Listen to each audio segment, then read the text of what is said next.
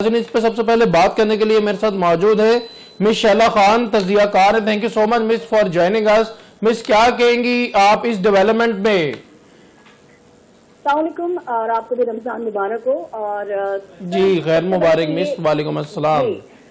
सबसे पहले तो मैं ये, जिस तरह आपने कहा कि बोर्ड ऑफ पीस के इजलास में वज़ीर आज़म शहबाज शरीफ ने जो गजा में पायदार अमन को पाकिस्तान का मिशन करार दिया या इसराइली खिलाफ तजिया खत्म करने का मुतालबा भी किया, आज़ाद और खुद मुख्तार जो फलस्तीनी रियासत है उसकी बात भी की और अक़वाम मुत्तहिदा की जो करारदादें हैं उस पर अमल दरामद का इआदा भी किया। पूरी मौक़िफ़ तो यही है, इस पर पाकिस्तान की एक बेरीना पॉलिसी हमेशा से रही है। दो रियासती जो हल थे, फलस्तीन का हक़ खुद इरादियत और आलमी कानून पासदारी, तो ये तो हमें बहुत अरसे से पता है। लेकिन सवाल ये है कि ये सिर्फ बयानिया है या इसके पीछे कोई अमली सिफारती जो हिकमत अमली है, कोई स्ट्रैटेजी मौजूद है या नहीं है। ज़मीनी हकीकत यह है कि गजा में ताकत का तवाज़ुन जो है वो यकतरफा है। जब तक यूनाइटेड नेशन सिक्योरिटी काउंसिल की करारदादें महज कागजी रहेंगी ना और बड़ी ताकतें दोहरा मेयार अपनाएंगी, तब तक पायदार अमन एक सियासी नारा ही बन के रहेगा। अब अगर पाकिस्तान की बात करें तो पाकिस्तान की आवाज़ अखलाकी तौर पर मजबूत जरूर है, लेकिन आलमी ताकत के जो ढांचा है, जो एक स्ट्रक्चर हमें नजर आता है, उससे असरअंदाज होने के लिए सिफारती इत्तेहाद भी जरूरी है, माशी वजन भी जरूरी है, मुस्तकिल मिजाजी भी दरकार होती है। तो क्या हम OIC चीन या फिर जो तुर्की या फिर अरब दुनिया के साथ कोई ठोस ब्लॉक खड़ा किया हमने, या फिर हम सिर्फ बयानात तक महदूद हैं?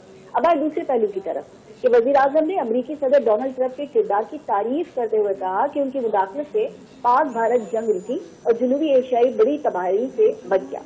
मगर ये बयान वैसे जाहिर तो यही करता है ना कि सिफारती खुश अखलाकी है, मगर सख्त सवाल ये है कि क्या हम एक एटमी ताकत होकर अपने दिफाई फैसलों का क्रेडिट किसी बैरूनी रहनुमा को दे रहे हैं या दे सकते हैं?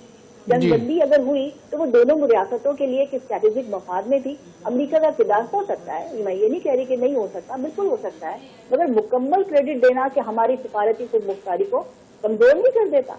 अब अगर मजीद बात में करूं ट्रंप की, तो अमन का अलमबरदार भी करार दिया, दाखिली और आलमी सतह पर मुतनाज़ा हो सकता है, क्योंकि अमेरिका की पॉलिसी हमेशा मफादात के ताबे रही है, वो किसी के फेवर में नहीं जाता है, वो अपने फेवर में होता है। अमेरिका फर्स्ट का नारा वो आपके सामने रहा है, चाहे वो मशरिक़ी वस्ता हो, जनूबी एशिया हो, और अगर आज गर्मजोशी है तो कल दबाव भी आ सकता है।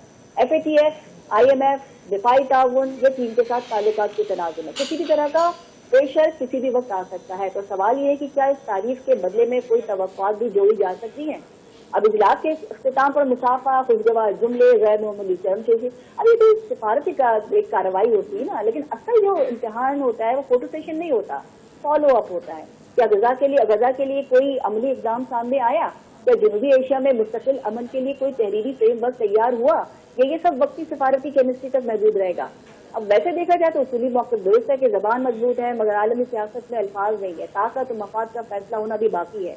पाकिस्तान को जज्बाती सिफारतकारी से थोड़ा आगे बढ़ना होगा, थोड़ी हिकमत अमली बनानी होगी, वरना तारीफें तो मिलती रहेंगी, नताइज आपको नहीं मिलेंगे।